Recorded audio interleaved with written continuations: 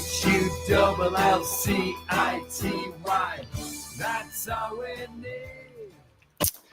Hello and welcome to another edition of the Tigers Down Under. I'm your host, Alex, and we've got an absolutely packed episode this week between all the signings, two fixtures to review, fixture to preview as well. And to do it all, I'm joined by Dan. How are you, Dan? Yeah, I'm pretty good. Feeling much better this week than I was last week when I was on, so that's something. Absolutely, that's good stuff. And we're also joined by Dill. How are you, Dill? Hey, how you doing? Yeah, very good, very good. Well, we'll start with the games that have been played. We'll talk signings and all the transfer news afterwards. But we'll start with the two fixtures from last week, where just under a week ago, we did have the League Cup game against Sheffield Wednesday, where we went down 2-1. After 10 minutes, it was 2-1, and at full time, it was 2-1. So a very action-packed first 10 minutes. And then we had the ball in the back of the net through Sellers Fleming, I think it was. Burns, I think it was. Which was ruled out. But I'll start with you, Dill. What were your thoughts on how that game panned out? And I guess in particular, the second Sheffield Wednesday goal.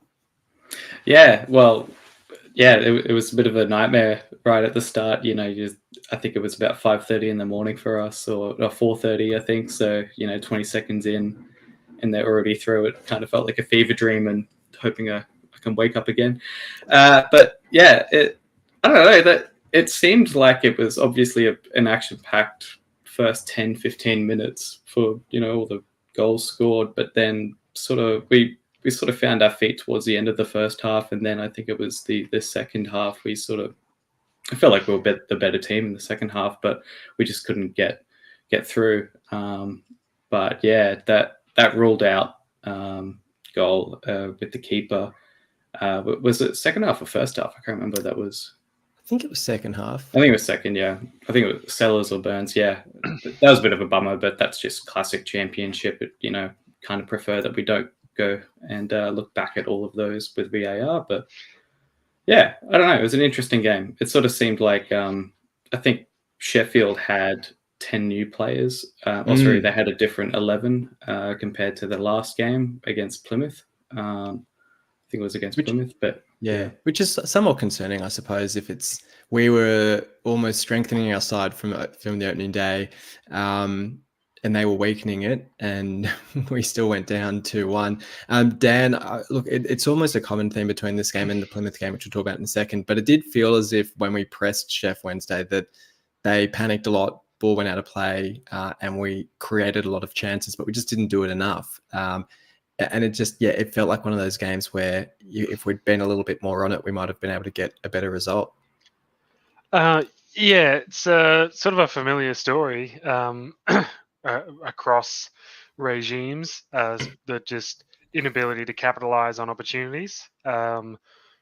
Certainly I think a big step forward in a short space of time between the first league game and this cup game against Chef. I think there was lots of better signs in terms of playing out from the back, in terms of getting forward, in terms of creating chances and opportunities, because we got really lucky to scrape a point against Bristol with that late pen.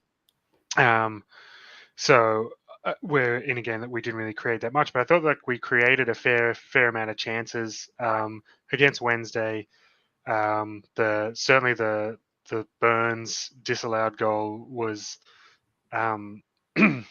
ridiculous. I mean, how we can get penalised for the keeper claiming the ball, coming down on his own player and dropping it, and us having how we get that goes against us. I have no idea. There was the Sellers Fleming offside goal, or that might be what I was thinking of. Yeah, where I think we won it high, and then it just wouldn't. I think it was Omer maybe, and it just wouldn't quite sit under his feet for him to get it out, and then. I don't know. At first glance, I thought it was offside, but then I haven't really looked back at it. But people are saying it was, maybe a lot closer than it looked initially. So again, it's hard without VAR, without replays and stuff.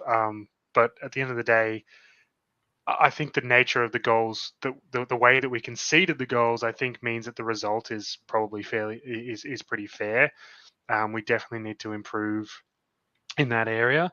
But like overall, we talked last week about what we wanted out of this game, and it was we wanted to be competitive. We wanted to see some improvement.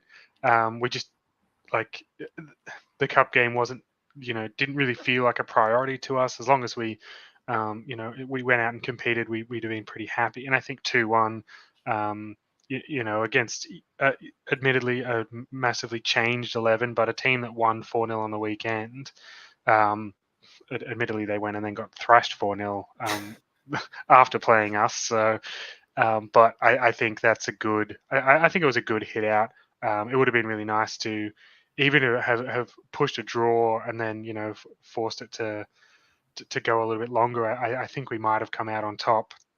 Had that been the case. I think we pushed really hard towards the end and created some good opportunities. But I'm just really pleased, I think, with the general the progression in the system in such a short amount of time. Like it's only, you're talking 3 or 4 days that they massively improved. I guess you talk about personnel changes and Giles going into left back as one major one personnel change that seemed to have had a massive impact. But yeah, pretty happy overall. Yeah, and to be fair, I mean, I said that we basically strengthened this game, but I mean, up top, I wouldn't necessarily say that when we had Jarvis and Sellers Fleming starting. So it was good to see them get a run out. And I guess big props as well to Mellon with his goal, because it's, I wouldn't even say it's a simple finish in the end. Like, obviously, he makes it look really simple because he gets through on one-on-one with the keeper and just slots it to the far post. But I think I was saying in the chat, that's sort of reminiscent of Tufan, where when Tufan would get into those positions, you were quite comfortable or confident that he'd finish them off. So it's good having a player like that who you can actually hopefully rely on to take those opportunities when they come. And with the goal from Ratchopi conceding, I think I said again in the chat that, I mean, I'm actually not too bothered by it. I think, like we said last week on the podcast, like you'd rather these mistakes and issues happening in the League Cup rather than the league. And it was actually really, and it was really positive that he didn't get shaken by it, and he actually had a pretty decent game after that. So all in all, I agree with both of you. I think it was a reasonable hit out. And I mean, the only shame is I think we would have got Grimsby in the next round, which would have been fun as a pretty local derby. So it's sort of a missed opportunity there, but it's not the end of the world, I don't think. Plymouth, another 1-1 draw, which is becoming a bit of a familiar scoreline for us this season. We'll get at least 46 points this season. That's right. The way we're going. I mean, look, as you just said with the League Cup game as well, we saw Giles coming into left back to replace Jacob and Miller starting ahead of him, which I think made the shape look much better. But Dill, it's a hard game to read. I'm actually surprised when you look at the XG stats, which I know XG is not for everyone, but you look at the XG stats for the first 2 games of the season, and we've outperformed both Bristol City and Plymouth. And I wouldn't have necessarily known that watching the Plymouth game, because it did feel like Plymouth had a lot of chances against us. But what did you make of it? I thought that Sissoko's shoulders probably were a bit sore after that game from carrying them. No, they all play pretty well, but like it. Yeah, I would have thought that Plymouth could have probably knocked that home after over us. I think we looked a little bit lost here and there, and they were. It sort of seems to like when they start pressing on us, we start to lose our marbles a little bit. And there was a few balls that were going to the back to Pandor, and he's had to sort of clear them, or we get stuck in a few situations. But yeah, I think what I had written down was Omer looked good. Obviously, we got the 3-2-1 coming up, but he seems to sort of sit in places where the ball gets to him and he's able to play it forward. He's able to create chances and sort of find those spots. And I thought that about the Sheffield Wednesday game as well. But yeah, Plymouth was It was a game that wasn't happened. exciting. No, that's right. It really was a game that was like that. It was two teams like in a tactical transition where Yeah. Plymouth with Wayne Rooney just taking charge and just starting to try and develop them into his style. Us just starting to build into Walter's style. You could really tell that it was essentially two rusty machines going against each other. Yeah. Where as Dill mentioned, sort of either team when they were pressed was making errors at the back, but both had some really good moments of transition. So it actually, like, while it was probably disappointing that we weren't able to capitalize, or maybe it was good that we were able to hold on for a point, but I think it was a reasonably even contest overall. I know there was some certainly some patches of Plymouth dominance where it seemed like they were parked on the edge of our box, but I don't really think they created that much that you would call a meaningful chance. So it's sort of one of the it's almost like under Rosina last year we had so much possession and we were on the edge of their box, but we weren't really necessarily creating lots of really clear goal scoring opportunities. So it kind of felt a little bit like that. When I looked at the Plymouth attack, obviously with the goal that we conceded, we should have done like that. There was 3 or 4 players that should have done much better there. How he was allowed to win the ball in that position, get 2 or 3 touches, find space, put and shoot, like without anyone getting anything, a body in front of that. On the was really inside as well. was really disappointing. I think considering like how much like we've seen, your Jones, Coyle, all those guys be willing to just throw their body in front of things, and they were kind of right there, but no one sort of went that extra bit. So that was a little bit disappointing, but yeah, look, another point. We've probably got 2 more points than I thought we would have after 2 league games. So that's something, I suppose. But I think again, like progression again. I think in terms of playing out from the back, yep, there were some really poor choices from Panda playing out. Yeah, I was just going to ask. Some moments that really could have cost us. But also again some really nice passages where we played it not centrally, when we played it out to Giles or we played it out to Coyle, and either nice just simple 1-2s and players moving forward. Like the Coyle's goal comes from like him receiving it at right back, playing a 1-2 with, it might have been Simons or Jones or someone who'd stepped forward, and then just running essentially. But it started from our back, and I think Giles on the other side had created some nice passages of play. We were able to break through their lines and get down the left-hand side as well. So I think realistically that playing out from the back, the big thing's going to be whether if it's Panda or whether it's Rakiopi, is that decision making about when is a good time to play that player the ball. And I think there were times where I think those guys that were in the middle, whether that was Simons or Omer or Malem dropping a bit deeper, that they probably weren't the right option. They were too exposed, or the ball was too soft, or whatever it was. That meant that we were able to get pressed really easily and turn it over, and it became really dangerous for us. So, but if they can work that out, I think we'll be fine moving forward. It was good to see in a couple of those moments where Panda just did decide to just get it out of there. It just there were certainly more opportunities where he probably should have also done that he didn't. But he's a young keeper. He's going to make mistakes. He's in a new league, new club. Sort of. I mean, I know he's been around the club for 6 months or something now, but hasn't played a lot of football until recently. So yeah, I'm willing to give him a little bit of a chance. And a word on the new players deal. I mean, Miller from the start, and we saw Burstow off the bench as well. I think Burns came on for the last couple of minutes. He didn't get a big chance to make an impact, but I thought Burstow was reasonable up forward. I get the feeling he's the sort of striker who might be better with someone he can play off. So it would have been interesting to see him with Oscar staying on the pitch. But what did you make of the new boys? I think. How many minutes did Burstow get? I'm trying to think. When might have been 15 or 20. I think, I don't know. Maybe something like about that. I think, yeah. Yeah. So I guess they sort of obviously they didn't get enough time to sort of settle in the game that others might be able to. But I thought they sort of filled the space. Played half an hour actually. Oh, half an hour. There you go.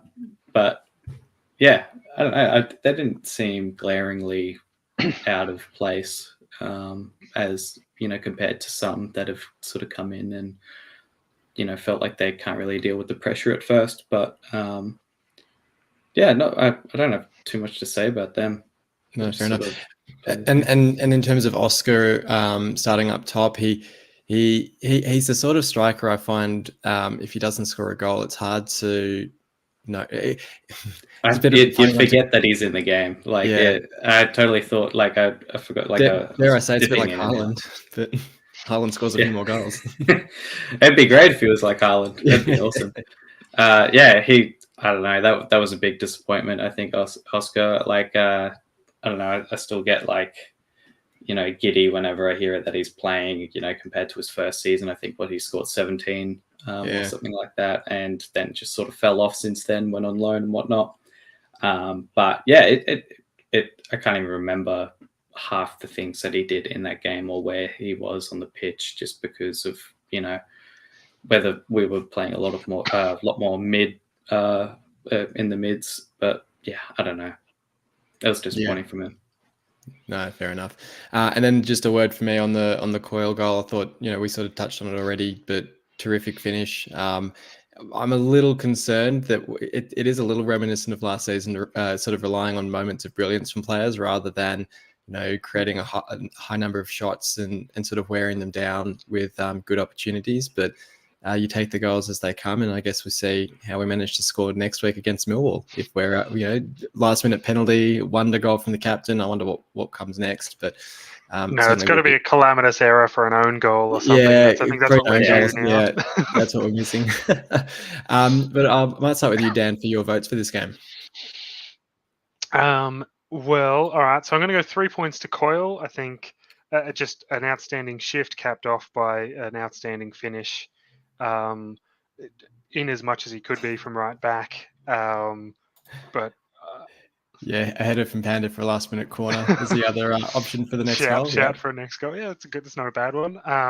So Coyle for 3, I think. Just I as we're getting prone to saying, just a true captain's knock, really. Just like everything he had to do that he could. So busy, good leader on the pitch, doing what he needs to. So 3 points to Coyle. I'm going to go. What was I going to do? I had this all lined up in my head and I've forgotten. 2 points to Giles at left back, because I think for the same, as I was mentioning before, the ability to work it out of pressure from that left back spot, transition from defense into attack, I think was really good. And then 1 point went somewhere. Let's go. I don't know. Give it to him. He's busy again, trying to create stuff, trying to make stuff happen. I don't know. Yeah, I feel like there's a bunch of players you could sort of throw a point over who. I think it seems that sort of game where it's you might have a couple of players that stood out and then a whole lot that were pretty even in the game. Dill, how did you see it? Yeah. For my 3-2-1. Yeah. Coyle up top. Same reasons that you explained, Dan. He's just I don't know. He's got the heart in the team. He really is the heart, isn't it? Even if he wasn't, even if he isn't playing well, I'm still I'm rooting for you because and then well, you've pretty much got my 3 written down already. Miller, I thought he's got some I think we're only sort of seeing how he's going to evolve over the season. We're starting to see him sort of pick up the pace in at the start of the season here. So I think he'll turn into a fruitful signing, I hope. And I hope I didn't jinx that either. And Jones, I thought he did as well as he could do with McLaughlin next to him, because I think McLaughlin didn't do as well as I think he could. I think McLaughlin can actually play really well when he wants to, but it seemed like he was a bit lost and all over the pitch for this one. So Coyle, Miller, and Jones. Yeah, we haven't really touched McLaughlin on was too busy looking over his shoulder at Chris Hughes waiting behind him. Well, I think that's it, isn't it? We'll talk about that maybe a bit more with the Millwall game, but he was certainly looking over his shoulder. He was passing the ball backwards quite a bit in the match, but I think Hughes might be in for him on the weekend. But yeah, I had the same three as you, Dill, Coyle, Miller, and Jones. As you said, I think that pretty much sums it up. Shout out as well. I think it was Jones's 150th appearance for us, which is pretty awesome. I think they gave him a shirt as well after the game, which is pretty cool to see, to commemorate that. So shout out to him for that. Okay, where do we begin with this off-field news? Well, since our last episode, we've had the 3 signings, which all came through on the same day, which was pretty exciting, with Burstow signing from Chelsea on a 4-year deal with the option for an extra year. Same with Charlie Hughes signing on a 4+1 deal from Wigan, which I think is the big one that we find, it's good to have gotten done. And maybe we'll talk about that one a little bit more as well. But then Zambrano as well, signing on loan with the option to buy at the end of the year.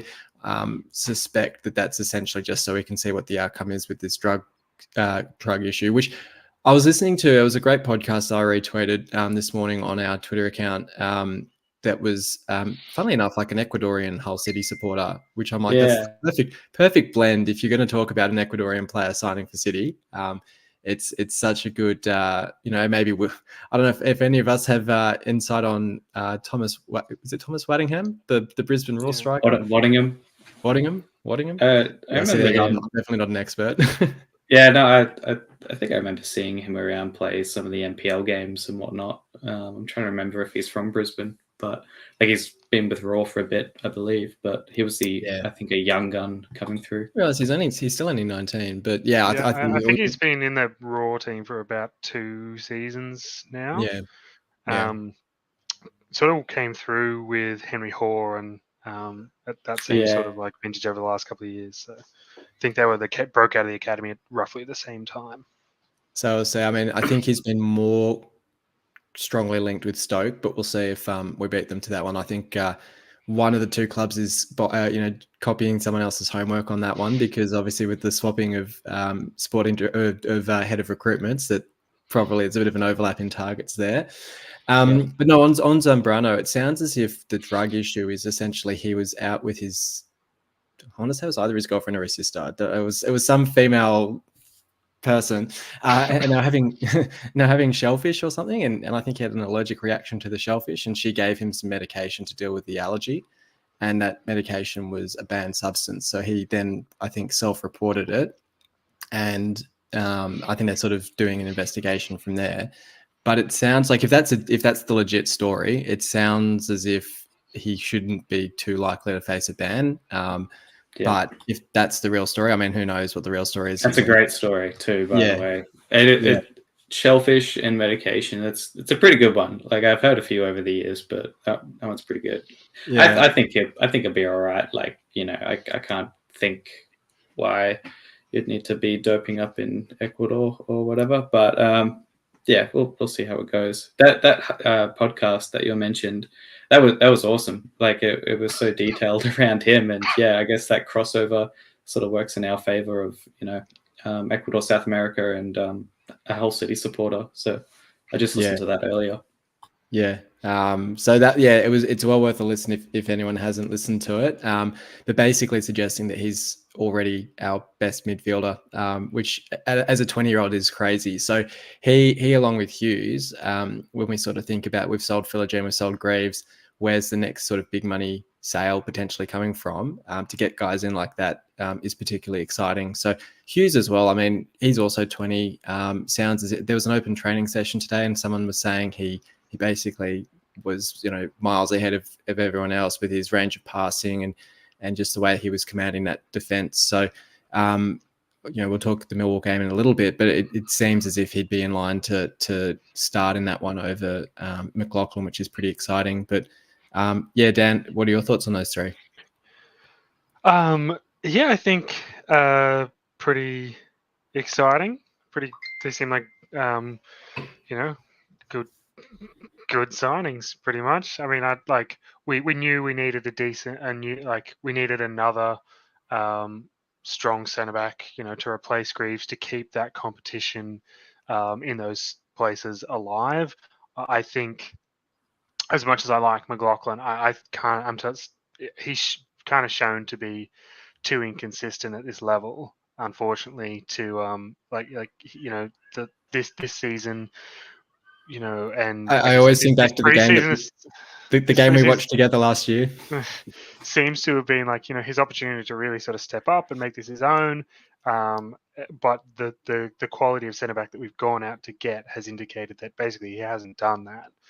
Because if it was, if we just needed it, if he'd stamped his mark and impressed Walter, and Walter knew he could trust him, then we wouldn't have had to go out and spend $4 million on a centre back. We would have, either just promoted one of the younger guys into that third squad, or gone out and bought someone for half the price of Hughes and gone, we've got 3 decent centre backs, but obviously he's not done that. So I think Hughes is really good.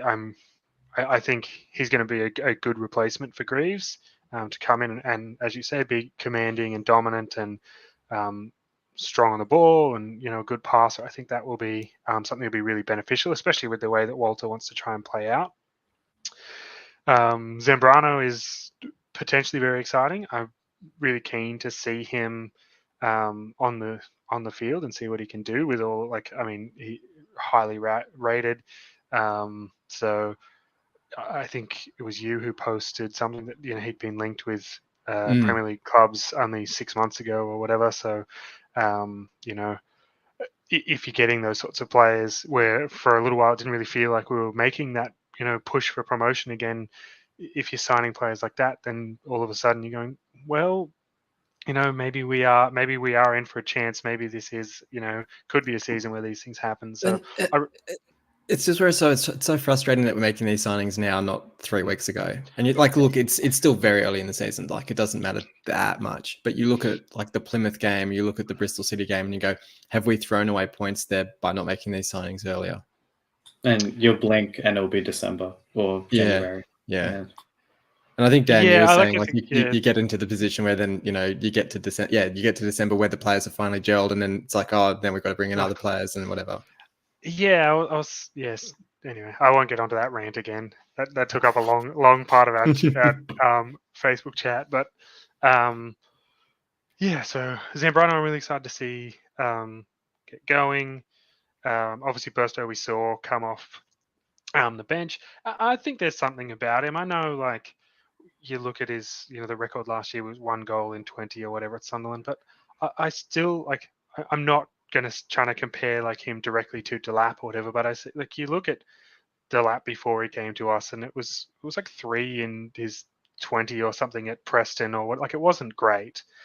And I just think if you get, it's just that combination, right? Getting the player at the right club at the right time, and if that all comes together for Burstow right now, then I think he'll be a good signing and he'll get lots of goals. And if not, well, we didn't pay that much for him, and he's a young player who's probably going to have some on-sell value.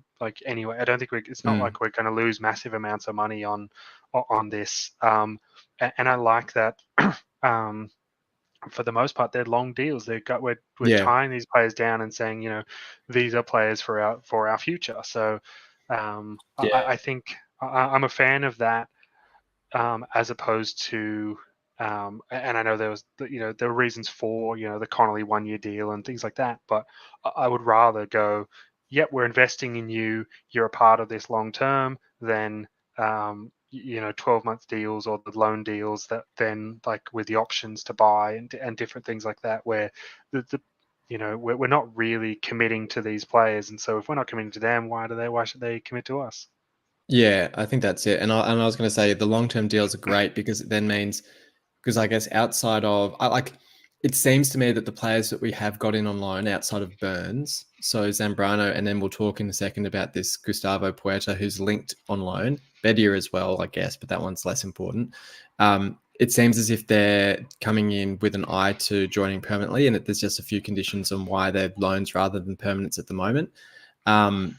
But for the most part, the business has been permanent deals. Like Drame's come in on a permanent deal, Ratsioppi's on a permanent deal, Hughes, Burstow, yeah, like they're all permanent deals, which is good because it means that next summer we're not sitting here going, well, geez, we've got 8 first-team players and we have to go through a massive rebuild. So, like, even if a Burstow doesn't necessarily work out, like at least he's a squad option. Maybe we loan him out, something like that. How old is he? Burstow, I think he's 20 or 21 as well. Like I think he's, Okay. or maybe even younger. I don't know. So he might be getting a go in the under 21 squad, anyways. Yeah, or assuming. whether we do loan him out to like a League One, just to, because I know he went to Charlton because he was originally from Charlton. He's 21. There you go. He was from Charlton, then Chelsea bought him and they loaned him back to Charlton where he did pretty well. So whether we, like, if we sign Chris Bedia and keep Oscar, whether we say, well, look, maybe it's in Burstow's best interest to go out on loan to a, I don't know, top half League One club or something, to get that regular game time and experience. Maybe that's what we do. But then again, like Dan said, I think like having him here on a long-term deal as opposed to Sunderland having him on loan might just be what he needs to sort of say, okay, I can put my roots down and feel part of the club and part of the future. So look, it'll be an interesting one either way. But yeah, look, there are 2 players that we've been pretty strongly linked to. I think coming out last night, pretty strong suggestions that Puerta, I think we've agreed terms with the player. It's just now down to discussions with Leverkusen on whether it's a permanent or a loan deal. I think, is he Colombian as well? I think he's certainly I think so, South American. Yeah. What position is he? Center mid. So I think Cool. so with the news as well that Seri might be on his way out to Saudi Arabia. It sounds as if it's sort of one in, one out in that position. Played a couple of games for Leverkusen, I think, which, for the side that's winning the Bundesliga, that's a pretty strong rap on him. I think he's pretty young as well, actually. Oh, actually, maybe he's a bit older. I'll have a look on that while we talk. But then also Chris Bedia, who's, I think, 27, 28, as a striker on loan. Sort of saying last night that it's a bit... Yeah, sorry, so Puerta is 21. But Bedia... with Ajun sort of saying we're going to focus on spending most of our money on forwards, it's kind of funny that we end up with all these free transfers and loan signings as forwards in the end. Bedia, I mean, 25 and 54 for Servette, which I think are a Swedish or Swiss. I think they're a Swiss team, with a reasonable return in the Champions League for them as well. I think he had 2 in 4 or 2 in 5 games for them. Doesn't immediately fill me with confidence as a big name striker to lead the line, but look, it's a transfer. It's interesting. We'll see how he goes. Can't judge him until he's out on the pitch, I suppose. But Dill, I guess thoughts on those 2 players potentially joining us? Well, yeah. All you know about them. I mean, both of them, don't we? Sort of all I can think of is if we're bringing in any more younger players in and around the mid and forwards, like we'll need some, like if Seri's going out, we'll need some more experienced players to, sort of sit within that and provide obviously guidance because, age matters, I guess, experience. And it's just a confidence thing as well. So I don't know. I'll have to read more into them. It'd be exciting though. I think that Puerta, if he's playing for Bayer Leverkusen, it's pretty good.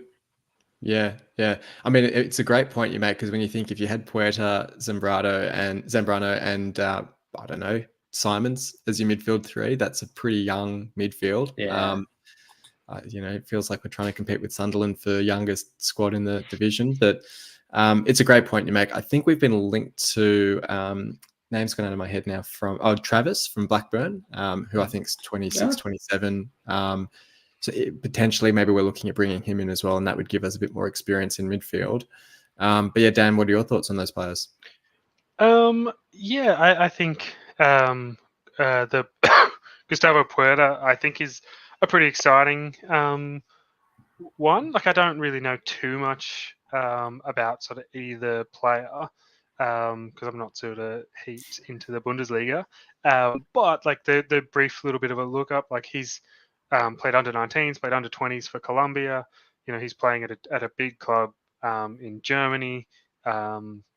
Again, lots of good raps on him. Seems like he's a quality young midfielder. So I think that's pretty exciting. I think and then with Betty, I think across his career he's like 60 goals and 250 appearances, so sort of like one in four, which is reasonable. In theory, that gets him to double figures in the league. So if he plays every game, so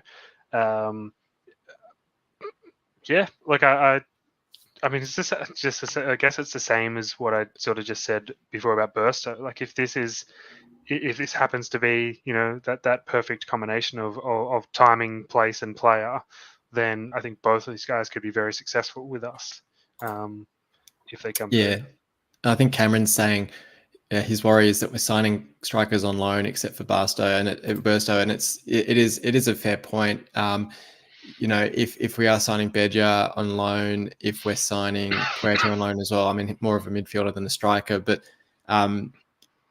potentially if Oscar's going out, for example, you do start to have that churn up forward again. And I think for all of the good work in the signings, like I sort of started by saying, it is sort of ironic that Arjun said that the focus and the finances and everything else would be focusing on strikers, and we haven't necessarily seen that. And that's not to say that the other business hasn't been great, but it'd be so much more reassuring. And look, you can't necessarily blame him because we've made those efforts to sign Thomas Asante and also Conway, and obviously Kiefer Moore as well would have been a great one. And those players have just decided not to come. So you can't necessarily blame Arjun, but it would be good to see a player of that sort of caliber just to sort of, reassure us and say, okay, we've got a pretty prolific striker up top to put these chances away. Yeah. But no, we'll see what happens with those two. That will be pretty interesting. There is a suggestion that Bedia could be signed in time for Millwall for this weekend. So it's probably a good segue into the Millwall fixture. 9:30 p.m. kickoff here in on the eastern coast, which is nice and handy for us. It's not too late at night. It does clash with the Swans game, but I'll have to have an eye on both. I think that's actually the first time that's happened. I was thinking today. So see how that one goes. But I mean, Millwall have to be one of the unluckier teams in the division to be sitting on 0 points, given the fact that they've scored the 5 goals in a 3-2 and a 4-3 loss. I think they were 2-0 down against Bristol City, came back to 2-2. Went up 3-2 and then lost 4-3 to Bristol City. So quite a wild seesawing game in that one, with I think Scott Twine scoring the winner is someone that we're familiar with. I guess players for them who've been quite prolific in that run. So Watmore scoring 3 in 2 games for Millwall, and SA also getting on the score sheet against Bristol City is probably the 2 main ones to look out for. Maybe I'll start with you, Dan, on this one, just in terms of, I guess, feelings heading into this game with Millwall, confidence levels. And I guess I sort of look at this as if we can get the win, suddenly it makes those first 3 fixtures feel a whole lot better if we're sitting there on 5 points from 3 games. But so I feel like there's a little bit riding on it in that sense. Yeah, it's an interesting one because, like, you look at Millwall and you go, okay, well they got 0 points from the 2 games, so they're they're there for the taking. But as you say, like, they've scored more goals than we have, so I think that's a concern. I guess when you look, we expect Hughes to come in. And I, hope he hits the ground running, but you always worry with that first game, sort of first game together, new combination. Like, he hasn't even been in the place that long, so it'd be about a week, I suppose, that he's been there in total. So that's probably the biggest area of concern, is whether that's how smoothly that's going to go. But I think, from the reports, he's a commanding voice. He communicates well. All of the, has all the right attributes. So hopefully it goes, nice and smoothly, and he can, cut down that Millwall attack and stop it in its tracks. Clean sheet would be nice, wouldn't it? Yeah, but I do feel like, we're building, offensively. We look sort of game on game like we're creating more and more chances. I don't know. I wouldn't say that I'm like highly confident. Maybe quietly confident that we can snag something. But I think probably sadly, I think the priority needs to be to lock up shop. If we can keep them at nil, then it's the old then we've only got to get one, and I think I'm confident we can get a goal. But I don't know if this turns into. I think if it was a game like the Millwall Bristol City, I think we just wouldn't be able to catch them. I don't think we'd catch them back and be able to score that many goals at the moment. But I think it'd be interesting to see how new signings slot in. We expect Hughes to come in. Zambrano, I think, is probably the most interesting one, about whether he comes in from the start or whether he comes off the bench. I expect Burstow to probably come off the bench again. I don't know. Quietly confident that we can get a low-scoring win. Yeah. What about you, starting 11? Oh yeah, I was just going to say the starting 11. I think is going to be the most interesting thing, and I'm probably most keen for that to sort of see how we stack. Yeah, the new signings in there. But yeah, I don't know. It's an away game for Millwall, and their last two losses don't seem like it doesn't seem like they were bad losses, so they're probably going to be revved up to try, claim some points. But I don't know. It's hard to pick this one. Like, it could either go similar to the Bristol City one, or it could be 1-0. But I think my score prediction for this one would be 1-1. Just to, keep the trend. I was going to say I'm going to trend currently. I'm going to go out on a limb and say 1-1 as well. I think in this one. It's an interesting. I think, like you say, I think the starting 11 is going to be the really interesting aspect of this is to see how we line up. It's the first probably legitimate time that Volta has a choice to make up top with Oscar not contributing a whole lot from the start last time. Whether he does make a change or as we sort of said, whether Burstow and Oscar play together potentially just to change things up completely. Even at the other end, I was just thinking about in terms of goalkeeper, Panda, while did some good things, we already said there was some really dangerous, poor decision making in terms of playing it out from the back. It's neither Rakiopi or Panda has really stamped their foot down as a clear number one. So, and I'd hate to advocate, just changing them game after game after game until somebody gets a clean sheet or whatever. But I think that's a position that it'll be interesting to see how that unfolds. Certainly as we move forward, what Walter is seeing in training each week and how he's rating those game performances, because without the any more League Cup for a little while, if Panda's a number one, then the opportunities are going to be limited for Rakiopi. But I think that would be harshly done on him to be stuck sitting on the bench after what was a reasonable performance against Sheffield in the Cup. So I think that's another position to watch. Yeah, it'd be interesting. I think there's an international break coming up, so if not before then, that might be a good opportunity for Volta to change it up if he wants to. But yeah, no, you're right. It's going to be interesting all through the team, basically. Burns as well is another one, whether he gets a start somewhere, whether in midfield or, Jones has been pretty good. So I don't know how Burns gets into that defense. So whether he's pushed into a midfield role, I'm not too sure. I'm going to sound really harsh, but I think Burns is a waste of a loan spot so far. Well, I wasn't going to come out and say it, but I just get confused about where he fits into the team. But yeah, sorry, Dill, what were you saying? I was just saying, we think Hughes is going to start that way. Yeah, and I'm excited for him. I don't know if you caught his Wigan highlights, but yeah, just seems like he can pass the ball from wherever he runs up. He can press really well. And so, keen to sort of, it seems a bit, I don't know, compared to Greaves is great, but he seems maybe a bit quicker with the ball.